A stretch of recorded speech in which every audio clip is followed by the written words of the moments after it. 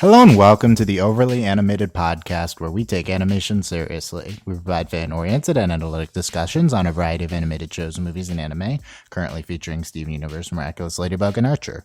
I'm Dylan Hysen, and today I'm joined by Mel Moyer. Hello. Today, Mel and I will be discussing the latest episode of Archer, the Handoff. We discuss or are discussing Archer every week now on the Overly Animated Podcast. You can check us out at overlyanimated.com.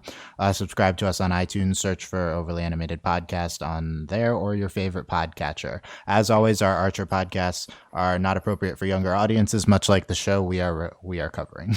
As FX tells us, every commercial break coming back from it. It's pretty annoying. So let's get right into the Handoff. Last week, we were somewhat tepid on this season 5, I don't even remember anymore, premiere. Season 7 premiere. What did you think of the Handoff, Mel? As an episode itself, I think I liked it better than last week. I was mostly confused at the end about where it's trying to go, though. Which I guess it might be too early to try and like gauge that for like the season, but as an episode itself, I laughed more at this than I did at last week's. So I'd say that's a plus. I mean, at this point, I don't watch Archer for plot. Yeah. So it kind of seemed like we had a season-long plot going, and I assume we do, but this episode tried to tell the tale that we were wrapping up this like Veronica Dean plot, right? Yeah. Which was a little bit, it kind of came out of nowhere. The ending was pretty rushed. But I agree. I think this one was significantly better. I genuinely thought this episode was funny. I mean, it wasn't consistently funny the whole way through, but like whatever. I think the voicemail thing in the middle was one of the best things the show has done. I think it was great. I think they executed it brilliantly. It's been set up through 6 seasons. My favorite thing that they do with like the little physical comedy is whenever someone pours themselves a drink and then they like shake it a little bit. That's like my favorite thing that they do on the show. So I enjoyed that. I mean, if anyone's going to talk about the animation of drink pouring in the show, I think it would be this podcast. So maybe we'll get into that. But yeah, I thought the voicemail thing was incredible in the middle. And I thought there was a bunch of other great stuff too. I mean, this episode, like, how am I not going to love this episode? It featured an extended voicemail prank payoff. The return. Yeah, that's actually plot relevant. That was actually plot relevant. Yeah, that was pretty great how they did it. Number 1, that. Number 2, the return of phrasing. Yep. And number 3, we ended on an incredible Cheryl quote. So like, this is everything. You know, I mean, even if some of not everything hit in the middle, I think that like I was worried that we're not necessarily gonna be at a great place the entire season, but you know, it's still Archer, and we're still gonna have these highs. And I don't know. I think this was significantly better. Would you say it was significantly better than last week? Yeah, I definitely was more engaged with this and laughed more than I did. And by laugh, I mean chuckle, but you know what I mean. Yeah. LOLing inside. You were LOLing. That's how you describe your behavior during Archer? Yes. Okay. What about ROFLing? Not quite. What about kecking? Any of that? What is that a new one? I mean, if you're not in the know on the keck, I'm not keeping up with it. Yeah, I guess not. Yeah. Okay, let's get in. I don't know. What's the highlight from the episode? I mean, it was definitely that extended voicemail thing we talked about. That was pretty good. They mentioned the baby again multiple times. Yeah, definitely with some Archer and Lana stuff. Okay, let's start on the voicemail. We already talked about it some more. Then we'll get into Archer, Lana. Then we'll get into Pat and Oswald, et cetera, et cetera. Okay. So yeah, you talk about it, this voicemail thing. So like, one, this is paying off just this recurring gag on the show, and they probably paid this off before, like every time they extend it. But I think it was different in that it actually, you know, like wasn't voicemail. I don't know if we've done that before. And also, like, they went on for super long. It was totally plot relevant, like a great way. Like, not only is this just paying off this gag, the recurring gag on the show, but it also it was a unique storytelling device because they kind of advanced the plot in a major way just through audio. And I thought it was really clever how they did that. Yeah. I mean, obviously they like avoided a lot of fighting animation, but I don't know. Like, I think that that was like not the point. I think it was like, because just it told its own story, the supposed voicemail, and I thought that was very good. And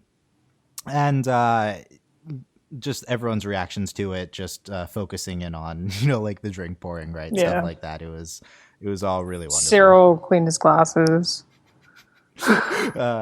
Reaching towards the line. Not yet. Yeah, just Mallory's so skeptical of this. It was so good. I really liked that. I did love her reaction too when they realized that it was real, that it wasn't a voicemail, and that like weird noise she made. Oh, I don't remember what she. Yeah, maybe we'll get into it in the outline. But yeah, it's just so shocked that it wasn't real at this point. Yeah, no. I thought it once because in the beginning Archer said like mom or something, right? Or yeah, and I had the thought like how sad is it that one of Archer's main hobby is like recording fake voicemails to trick his mom. That's kind of what this is. Expensive voicemails. Yeah.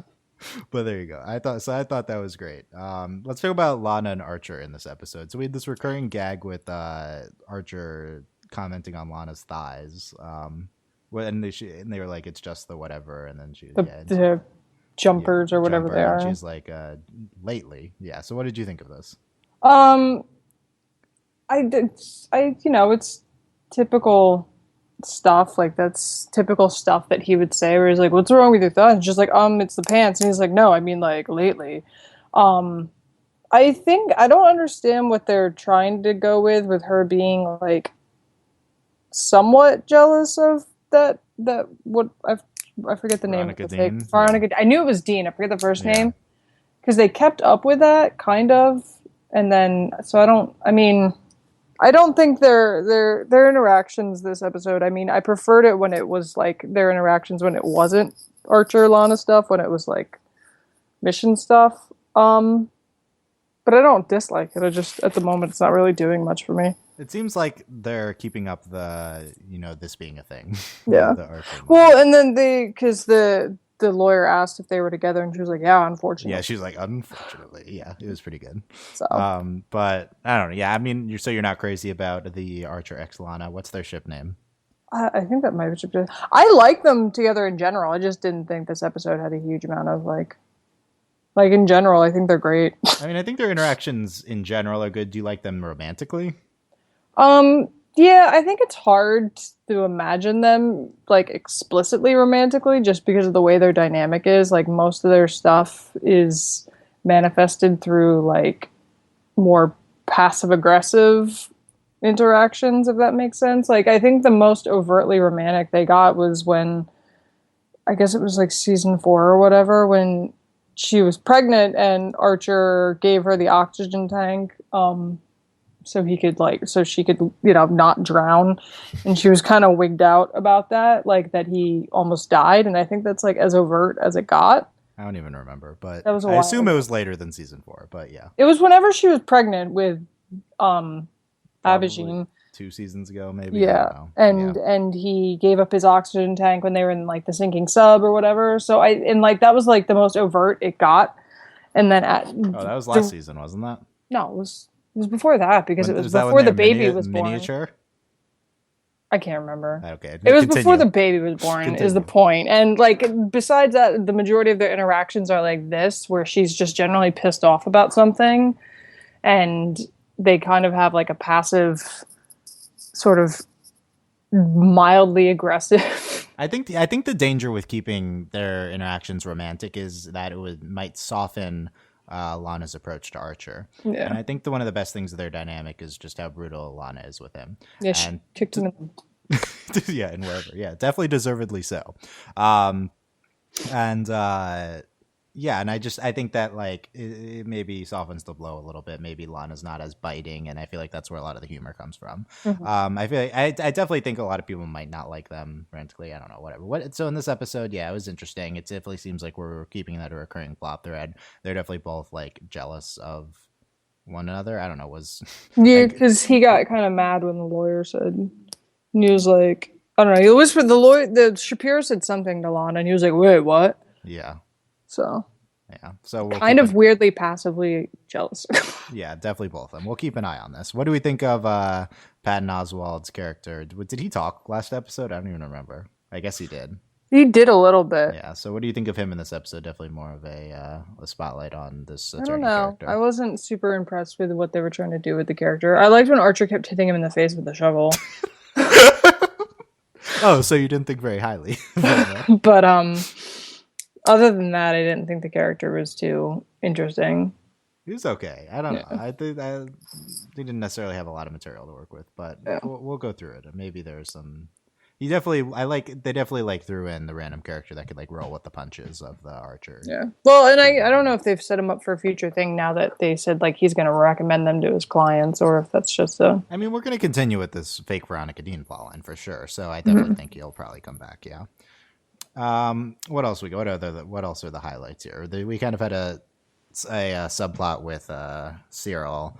The highlight probably being Mallory saying if you could. So now that you're in LA, if you can be anyone you want to be. So why would you be you, right?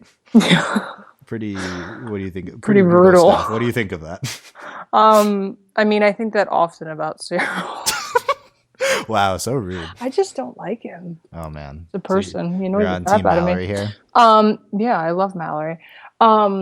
They did keep up with Cyril with the logging the hours. Kind of, it was like half mentioned. Yeah. So it wasn't just Archer. Now we're expanding to Lana.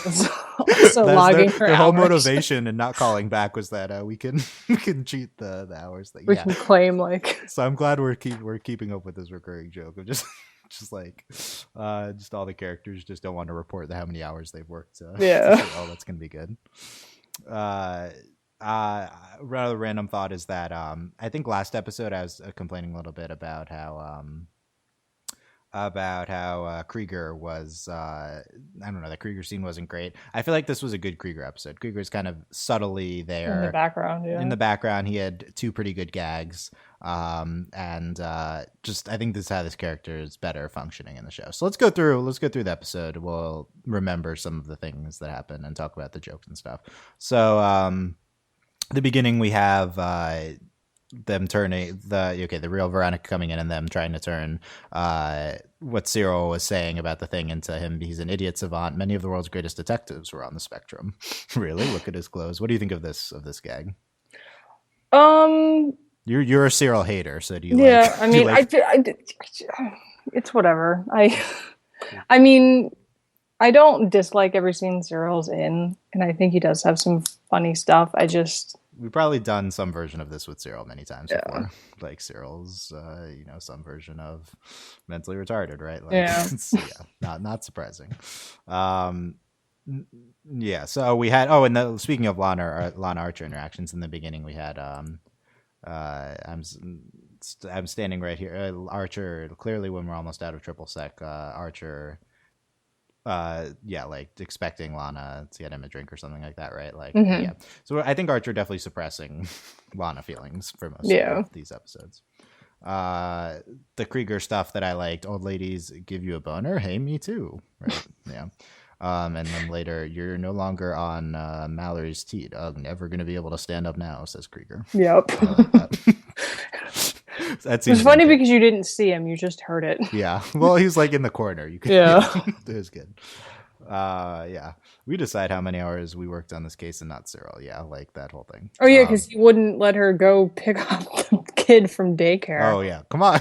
I mean, I guess we're like in the 60s or whatever, so the laws probably are consistent with that. Yeah. Come on, Cyril. Yeah. We had this whole thing of Archer wanting to be the chauffeur, but then it being Lana. A woman chauffeur is a chauffeuse, you dumb idiots. That's like a gag with Archer that they play a lot too, is that he randomly knows like vocab, like trivia, and like pulls it out and then mocks people for not knowing that. I think this is consistent with Archer's character, and I guess a little bit character study for a second. I feel like Archer's like the type who makes sure he knows like random details because he feels the need to feel smart, and then he like parrots that in people's Goes on faces when they don't know. Wikipedia. He just looks up like female chauffeur, and then he has like a photographic memory or something, and then I don't know if he actually does, probably not, but he's pretty good mind, so he remembers that type of things. But he does it because he's like insecure about himself, and so then he just throws in other people's faces.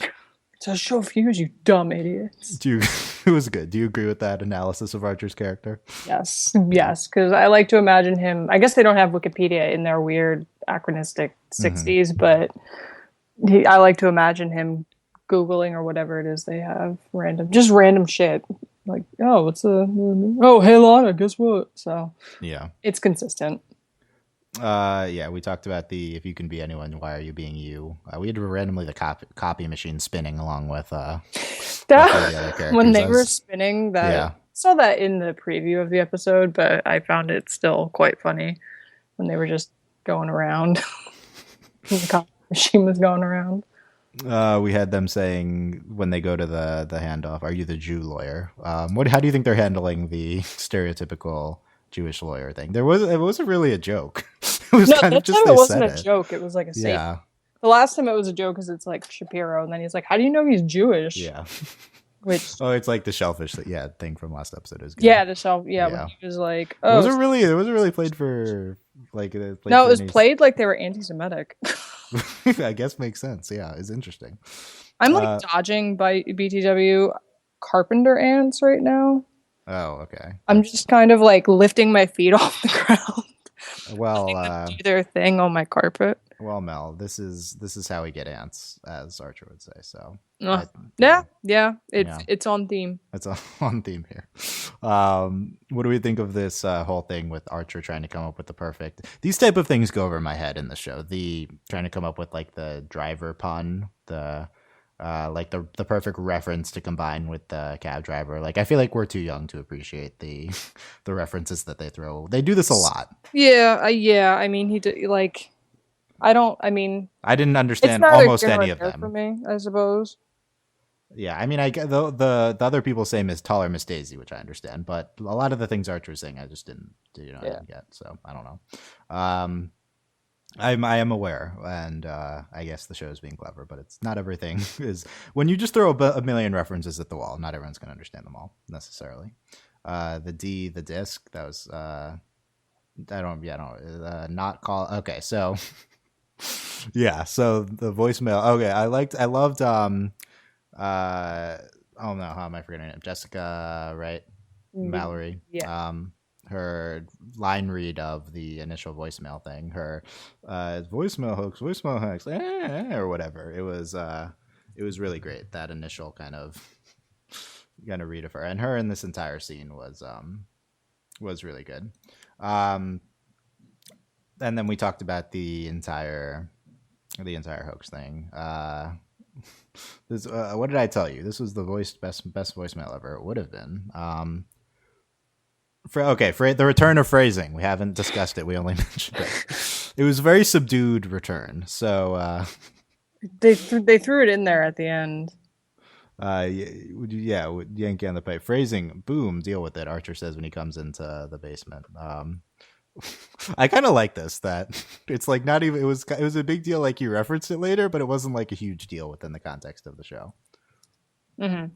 Yeah. I don't know. You were calling for the return of phrasing before. So are you satisfied? I am, because I thought it was funny when, what was it? It was like someone said the word, like someone used the word "come" in a sentence, and in the background she was just like "on my tits" or something, and then she was like "phrasing." So I enjoyed it. We played around enough with are we still doing phrasing? That I'm glad that we're now doing phrasing, because I was almost getting sick of hearing, are we still doing phrasing? Okay, so I think a lot of this episode's brilliance is dependent upon past gags, like almost all of it. The voicemail thing is set up in phrasing here.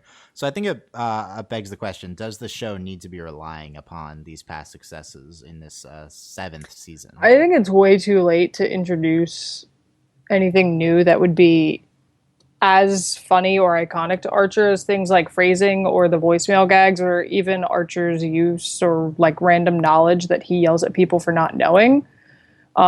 like when he got mad, I guess when Woodhouse one time he ordered a Bloody Mary and he's like, "This is a Bloody Caesar." Like, just random stuff like that. I think Where's Woodhouse, by the way? He's like missing. Did he die? Oh, I don't remember. Yeah, I don't. He's like missing. Okay. But like random stuff like that stuff, I think is like part of what makes the show still work in its seventh season is that it knows how to reuse a lot of these old jokes and still make them funny or like reinvent them as needed. That doesn't mean they can't like add in new things. It would just be hard at this point to add in something that would stick as well as like phrasing and in the voicemail gags. Yeah, I think I completely agree. So here's the thing. If you're going to do a season 7 of Archer, like, just do Archer. Like, you can do these reinventing of the premises, and that's fine, but it doesn't matter because the characters are what's important. But don't just ignore these iconic things about the show. Like, I completely agree with the approach here, and I think that's why this has generally been a successful beginning of this late season. You have to just go back to like what people expect from the show. Don't just like try to reinvent the characters. Don't try to not reference the show's past at all. Like, it's Archer. If you're gonna try to reboot it fully, and I understand the rebooting the concept all the time, but that's like not that important. If you're really gonna just try to reboot the show fully, just make a new show. If we're gonna do Archer, then do Archer, is my opinion. Mm-hmm.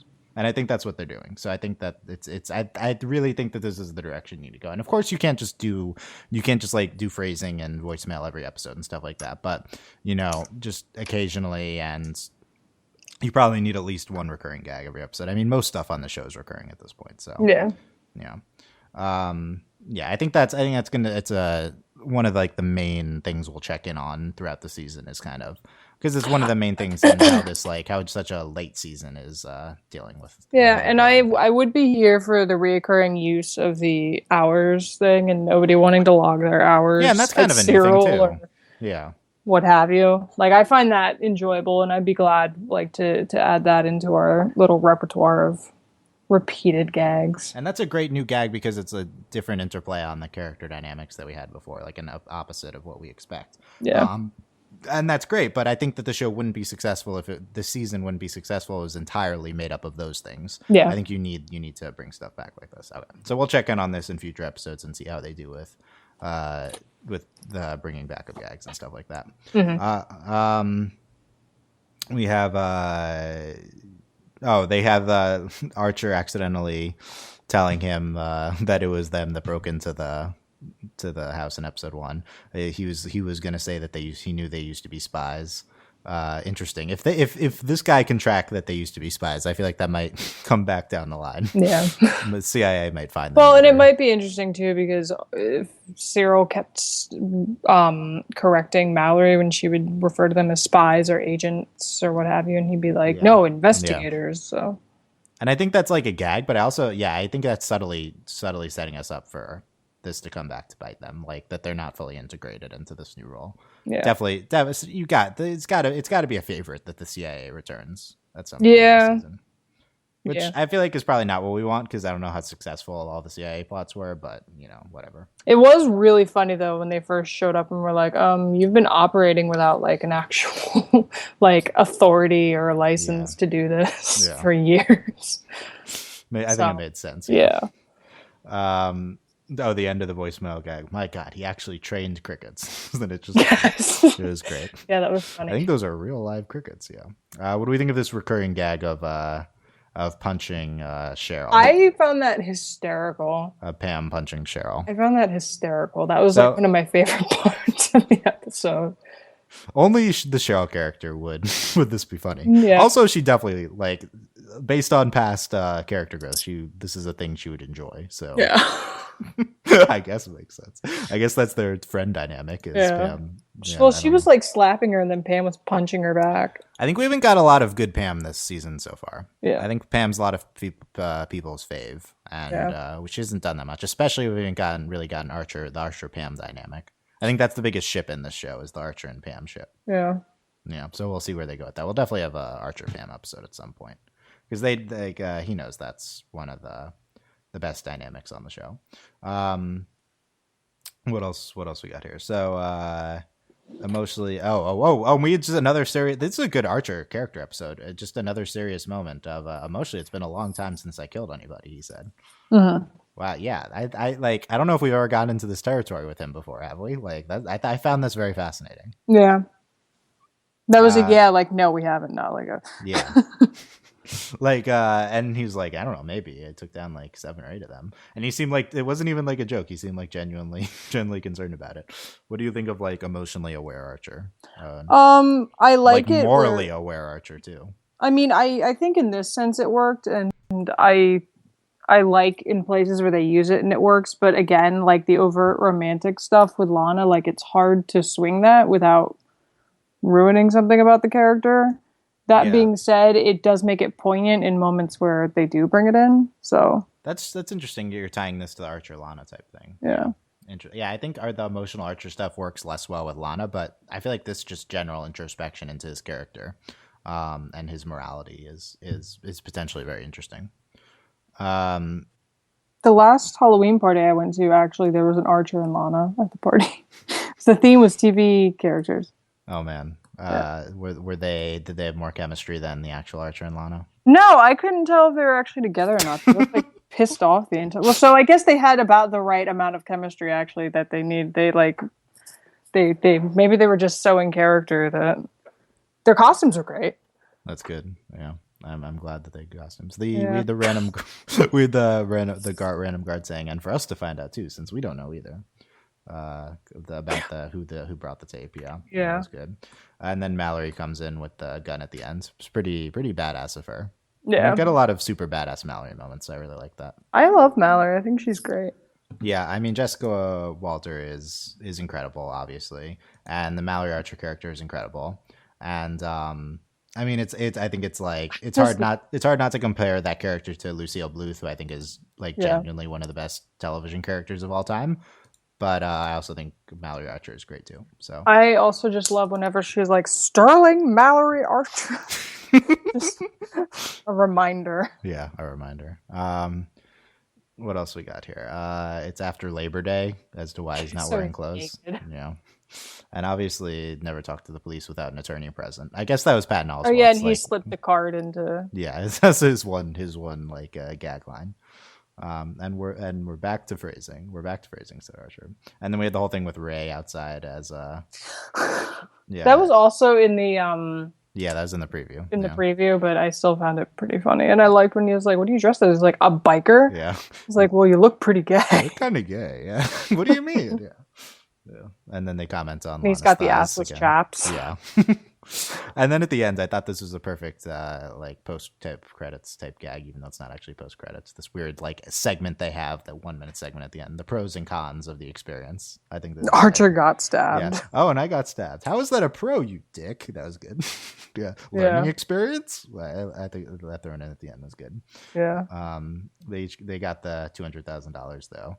Equal shares. What is this? Some kind of pirate ship? And then Cheryl's leather bound ships registry in the office of the Lord High Admiral. I'll find it myself, idiots. Like such a quintessential Cheryl. It's like she does the thing with art, like that Archer does, where he like randomly knows things and like yells at people for not. But the things that she knows are ridiculous. They're ridiculous, and she like believes them too. Right? Yes, it's so good. I miss the Ocelot. Oh yeah, definitely. The Cheryl character is my favorite character. So I was really one of my favorite episodes is the one where they're on her train tracking the people who are the like Nova Scotia terrorists. Yeah, that's a classic. So I do enjoy that episode. I enjoy Cheryl a lot. Yeah, so I think good Cheryl episode, good Archer episode for sure. Maybe one of the best Archer episodes. Actually, looking back, like lots of stuff. In Lana episode, maybe, I don't know. Yeah. Where I think we returned to form for Krieger. Ray did something good. Definitely a good Mallory episode. I think even it's a good Cyril episode too. Like the only one I would say definitely not good was Pam. So I mean, and she had her moments, but definitely like sideline. So I don't know. Just overall, that's like most characters who you'd classify on the show would classify that as a good episode for. Yeah. AV Club gave this episode a B+. What would you give this? I mean, I'd probably be around there. Then, and like the one issue I had again was like the pacing at the end and like the weird little wrap up. But I also don't know if that's going to feed into something bigger later in the season, so I'm not too worried about it. I might even give it like an A minus just because of how funny I found it and how well I think they did with a lot of the character stuff. So yeah, B plus A minus, maybe like 89%. 89%. So if the professor is generous, yes, I'd give it an A minus. I think this is almost as good as it gets now for Archer. Like I think there's maybe room for an A.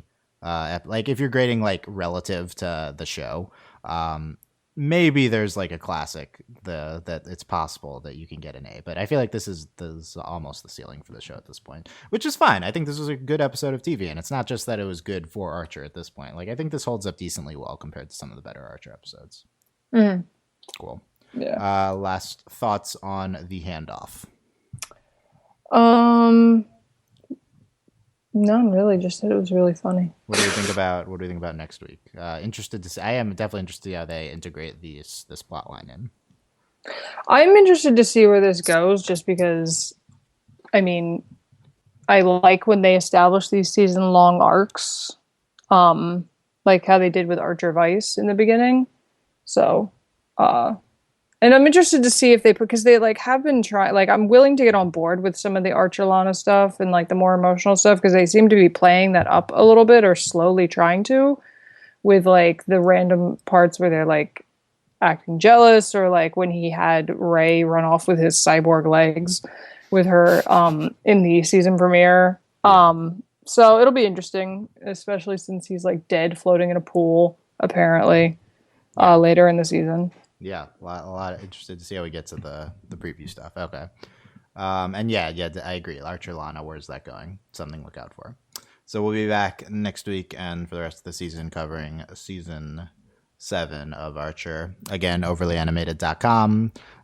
You can find the link there for iTunes, or search for the Overly Animated Podcast in your favorite podcatcher. This ad-free podcast is brought to you by our patrons. Thank you very much to Shayna, Mitch Cordell, Beatrice, Nate, Andy, Jamie, Rachel, John, Ryan, and Catherine, a.k.a. Hannah, Fear, Mitch Cordell, First Beatrice Exchange, Nathan, Fillion, Buzz Licker, Mailman, Rachel Rose, Johnny Bravo, Brian, and Cookie Cat. And that's it. Next tomorrow, we'll be back with starkly different content covering Steven Universe and the new Powerpuff Girls again. So we have Dylan, but you can't see it. You won't be able to see it. Yeah. You want to see it? It's on the Patreon group. We're a podcast that covers both Archer and Powerpuff Girls, so I think that's very similar content, right? Yeah, you know. Yeah. Who's the Archer of the 3 Powerpuff Girls? Blossom. Yeah. Well, Buttercup? No. Definitely not Bubbles. No. Okay, you can look. I'll go with Blossom. Blossom. Okay, let us know what you think of that question, and you can look forward to this comparison podcast. This is how we. JK. Yeah, those are your feedback, YouTube comments, the website, Tumblr asks. Thanks for listening, guys, and we will see you next time. Bye.